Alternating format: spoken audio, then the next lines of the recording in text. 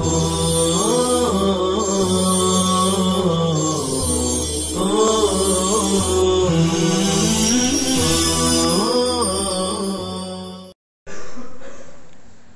لله رب العالمين والصلاة والسلام على سيد الأنبياء وأشرف المرسلين وعلى آله الطاهرين الطيبين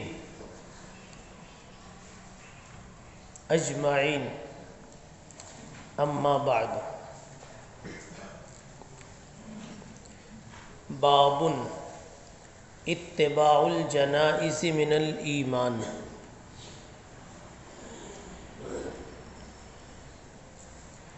جنازے کے پیچھے چلنا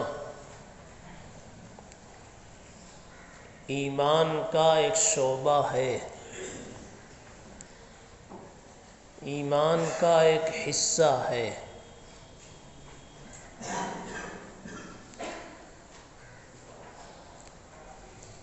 من تبعیضیہ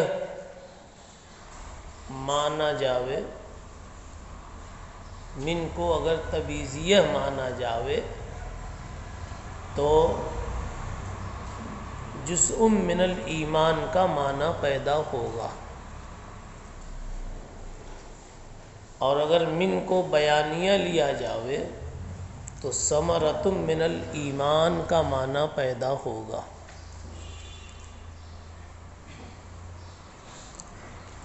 امام بخاری رحمۃ اللہ علیہ کا جو منشا پہلے سے چلا آ رہا ہے، اس کی روشنی میں من تبعیضیہ ماننا بہتر ہے، اس لیے کہ جزئیت ثابت کر کے ایمان کو مرکب بتانا مقصود ہے اعمال سے، اور اعمال سے مرکب بتا کر اعمال کی اہمیت بتانا، اور اہمیت بتا کر اہمیت نہ ماننے والوں کی تردید کرنا ہے، یعنی کہ مرجئہ کی. اتباع الجنائز. به قال حدثنا احمد بن عبد الله بن علي المنجوفي. یہ منجوفی نسبت ہے منجوف کی طرف. احمد ابن عبداللہ ان کے دادا کی طرف نسبت ہے، یعنی ان کے آباء و اجداد میں منجوف نامی کوئی تھے، ان کی طرف یہ نسبت، اس لیے منجوفی کہلاتے. قال حدثنا روح. قال حدثنا عوف عن الحسن و محمد. حسن سے حسن بصری مراد ہے، محمد سے محمد ابن سیرین مراد ہے.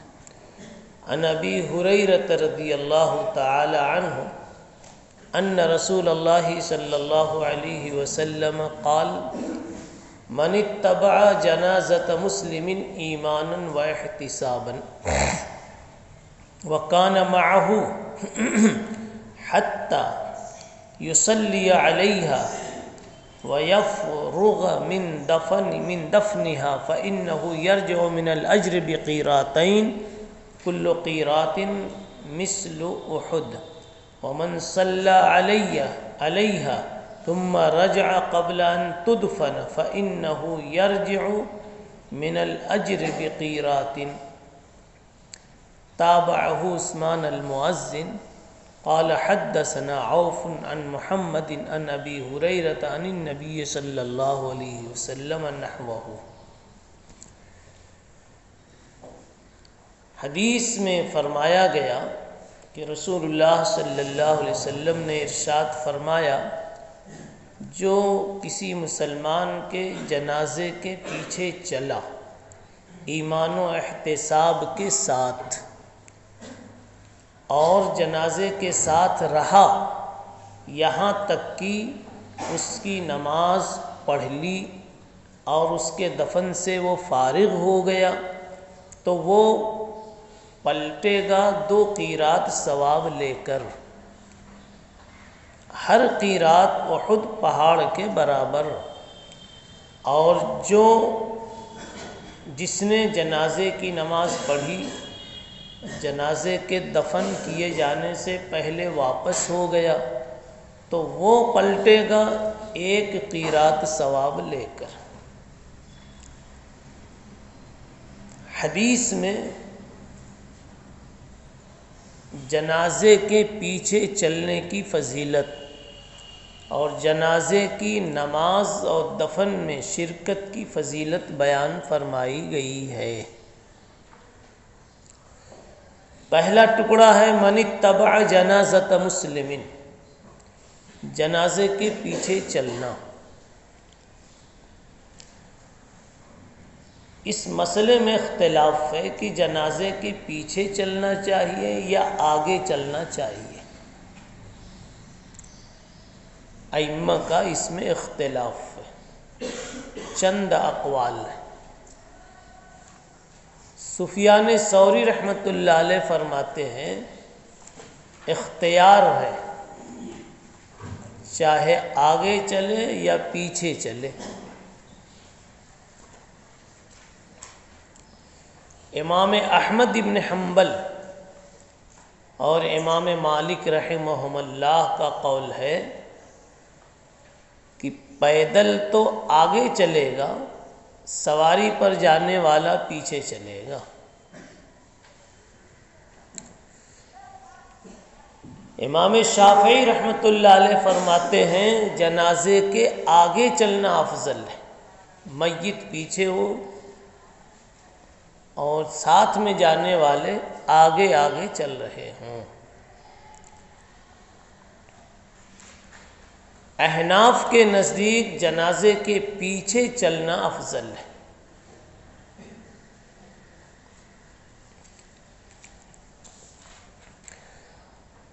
مذکورہ روایت یعنی یہ حدیث باب، یہ احناف کی دلیل ہے۔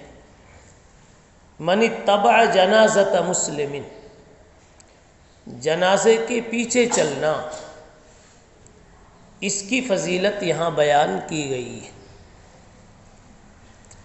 مصنف عبد الرزاق میں ایک اور حدیث موجود ہے جو احناف کی دلیل ہے۔ رسول اللہ صلی اللہ علیہ وسلم نے فرمایا الجنازۃ متبوعۃ لیست بتابعۃ ولیس معها من تقدمها، جنازہ متبوع ہے، تابع نہیں ہے، اور متبوع کے پیچھے چلا جاتا ہے، جیسے امام متبوع ہوتا ہے، مقتدی اس کے پیچھے پیچھے چلتا ہے۔ الجنازۃ متبوعہ، جنازہ متبوع ہے، اس کے پیچھے پیچھے چلنا چاہیے۔ لیست بتابعہ، وہ پیچھے نہیں چلے گا۔ ولیس معها من تقدمها، جو آگے چلا گیا وہ جنازے کے ساتھ جانے والا نہ سمجھا جائے گا۔ شوافع نے آگے چلنے پر ایک عقلی استدلال پیش کیا تھا۔ انہوں نے کہا کہ جنازہ کے ساتھ چلنے والے لوگ سفارشی ہوتے ہیں، اللہ کی بارگاہ میں سفارش کرنے کے لیے یہ آتے ہیں، اور سفارشی کو مالک کے دربار میں اور عدالت میں پہلے پہنچنا چاہیے تاکہ وہ جا کر کے عدالت کا ماحول سازگار بنا دے اور حاکم کا مزاج ٹھنڈا کر دے۔ اس لیے جنازے کے ساتھ چلنے والے آگے آگے چلے۔ اس کا جواب یہ دیا جا سکتا ہے کہ اگر جنازے کے ساتھ جانے والے سفارشی ہیں تو خود جنازے کی حیثیت کیا ہوئی؟ ایک مجرم کی حیثیت ہوئی۔ تو آپ لوگوں نے تو جنازے کو مجرم ثابت کر دیا، گویا سفارشی بن کر کے جانا خود اپنی میت کے مجرم ہونے کا اقرار ہے۔ اس کے برخلاف احناف نے کہا کہ اگر عقلی استدلال کرنا ہے تو یوں کہو کہ جنازہ ایک مہمان ہے ایک بڑے دربار کا، اس کو ہم چھوڑنے جا رہے ہیں، اس دربار میں پہنچانے جا رہے ہیں، نہلا دھلا کر خوبصورت بنا کر اس لباس میں ملبوس کر کے جو لباس اس دربار کے مالک کو پسند ہے۔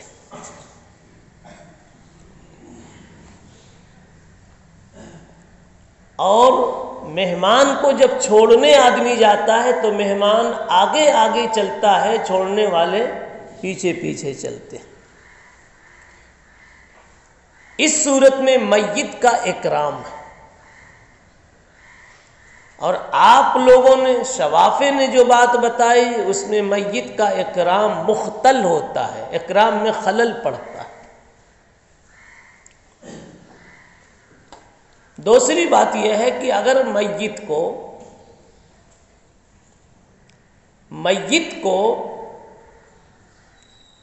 مجرم قرار دیا گیا اور لوگوں کو سفارشی بنا دیا گیا تو پھر جنازہ میں بھی چاہیے کہ جنازہ اس طرح پڑھا جائے کہ میت پیچھے ہو، پڑھنے والے آگے ہوں، اس لیے کہ وہ بھی تو سفارشی ہوتی ہے۔ اللہم اغفر لحینا پڑھنے والا پڑھتا ہے،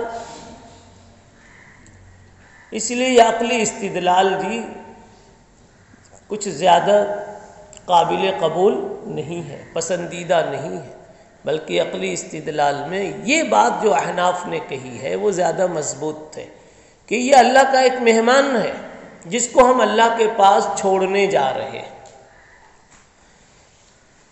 اور اس کو آگے رکھ کر کے ہم نیک فعل لے رہے ہیں کہ یہ ہم سب سے آگے نکل گیا اللہ کے دربار میں۔ اگر پیچھے کر دیں تو یہ بدفعلی پیدا ہوگی کہ یہ پیچھے رہ گیا، ہم لوگ آگے نکل گئے، اس لیے آگے کرنا بہتر ہے۔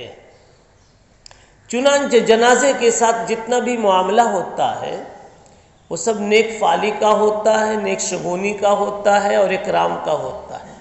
مثلا سفید کپڑا پہنایا جاتا کفن کا، یہ ظاہر کرنے کے لیے کہ یا اللہ ہماری نگاہ میں اس آدمی کی زندگی سفید ہے۔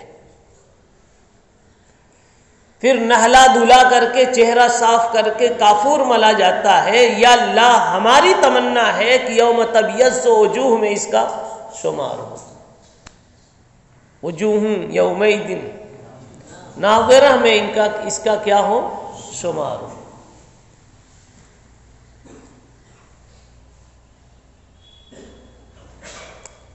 اور جس طرح جنازہ جب پڑھا جاتا ہے تو نماز تو پڑھی جاتی ہے اللہ کے لیے، لیکن میت کو آگے رکھ کر کے نماز پڑھتے ہیں یہ ظاہر کرنے کے لیے کہ یا اللہ یہ ایمان والا تو اپنا ایمان بچا کر کے چلا گیا ہے، آپ اس کے ساتھ اچھا معاملہ کرنا۔ تو ایسے ہی جب جنازہ لے جاویں تو ہمیں چاہیے کہ اس کو آگے کریں، یہ ظاہر کرنے کے لیے کہ یا اللہ یہ ایمان بچا کر لے گیا، اس لیے ہم سے آگے آگے چل رہا ہے۔ اگلی بات یہ ہے کہ جنازہ جب آگے ہوگا تو پیچھے چلنے والوں کی نگاہوں کے سامنے ہوگا، اس وقت جنازے کے ساتھ چلنے کی جو ایک خاص غرض ہے عبرت لینا، وہ عبرت لینا آسان ہوگا، اس لیے کہ جیسے جیسے جنازہ سامنے نظر آئے گا خیال ہوگا کہ آج ان کی تو کل ہماری باری ہے۔ نمبر 2، جنازہ کبھی بہت باوقار با اقتدار ہوتا ہے، لیکن وہ بھی آج لاچار اور مجبور ہے، دوسروں کے کندھوں پہ چل رہا ہے، تو پیچھے چلنے والے جب اس کو دیکھیں گے تو یہی کہیں گے کہ یا اللہ اتنا با اقتدار، اس قدر پاور والا آج یہ بھی بے سہارا ہے، دوسروں کا محتاج ہے، تو یا اللہ ہم کتنے محتاج۔ تو آگے رکھنے میں یہ بھی ایک مصلحت ہے۔ من اتبع جنازۃ مسلم ایمانا و احتسابا، ایمان اور احتساب کا حاصل آپ جان چکے۔ فرمایا کہ اگر جنازے کی نماز وہ پڑھتا ہے اور اس کے دفن میں بھی شریک رہتا ہے، اس کو 2 قیرات ثواب ملتا ہے۔ قیرات سے مراد یہاں پر احد پہاڑ کے برابر مقدار کو بتانا ہے، ایک بہت بڑی مقدار کو بتانا مقصود ہے۔ وہ جو پیمانہ ہے قیرات کا، وہ پیمانہ مراد نہیں ہے، وہ پیمانہ ہے دینار کے 20ویں حصے کو قیرات کہا جاتا ہے۔ دینار کے 20ویں حصے کو قیرات کہا جاتا ہے، وہ یہاں مراد نہیں ہے، بلکہ مراد احد پہاڑ کی مقدار ہے۔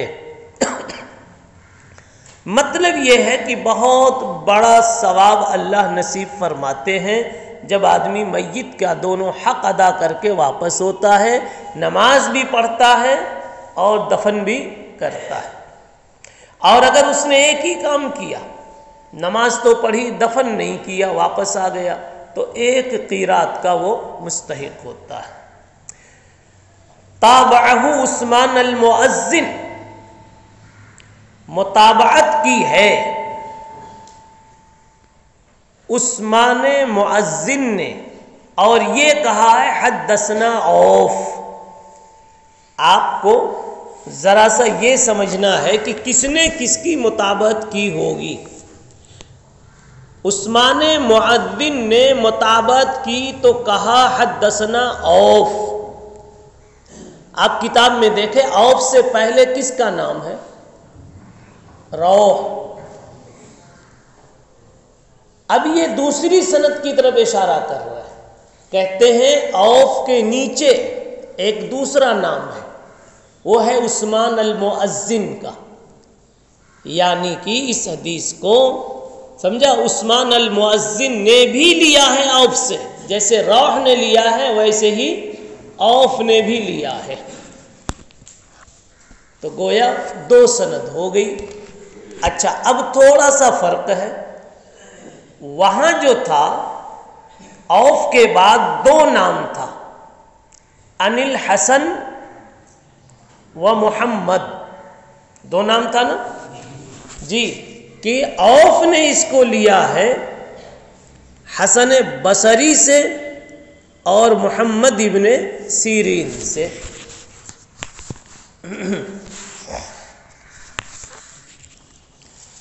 اس متابعت کو ذکر کرنے سے کیا مقصد ہے؟ اس متابعت کو ذکر کرنے سے کیا مقصد ہے؟ بات یہ ہے کہ پہلی سند میں جو کتاب میں لکھی ہوئی ہے عن الحسن و محمد، کہ حسن اور محمد دونوں نے ابو ہریرہ سے یہ روایت لی ہے، تو اس میں حسن کا نام جو آیا ہے وہ حسن بصری مراد ہیں، اور حسن بصری کا سماع ابو ہریرہ سے ثابت نہیں ہے، اس لیے شبہہ کسی کو ہو سکتا تھا کہ آگے دونوں نام کے بعد آیا ہے عن ابی ہریرہ، تو کیا دونوں نے سنا ہے؟ کسی کو اعتراض ہو سکتا تھا، تو اس کا جواب دینے کے لیے حضرت نے یہاں الگ سند بیان کی کہ ایک سند میرے پاس ایسی بھی ہے عثمان المؤذن کے واسطے سے کہ اس میں حضرت محمد ابن سیرین صرف آئے ہوئے ہیں اور انہوں نے ابو ہریرہ رضی اللہ عنہ سے سماع کیا ہے، تو اسی کو متابعت کہتے۔ تابعہ عثمان المؤذن قال حدثنا عوف، یہی اوپر والے ہی عوف ہیں جو پہلی سند میں آئے ہوئے تھے، عن محمد عن ابی ہریرہ عن النبی صلی اللہ علیہ وسلم۔ اس سند سے جو روایت آئی ہے وہ بھی اسی مضمون کی ہے جو مضمون ابھی آپ کے سامنے گزرا۔ بہرحال یہاں امام بخاری رحمۃ اللہ علیہ کو جو چیز بتانی ہے وہ اتبع جنازت مسلم ایمانا و احتسابا، اس سے ثابت کرنا تھا اپنے ترجمۃ الباب کو۔ سبحان اللہ و بحمدہ، سبحان اللہ العظیم۔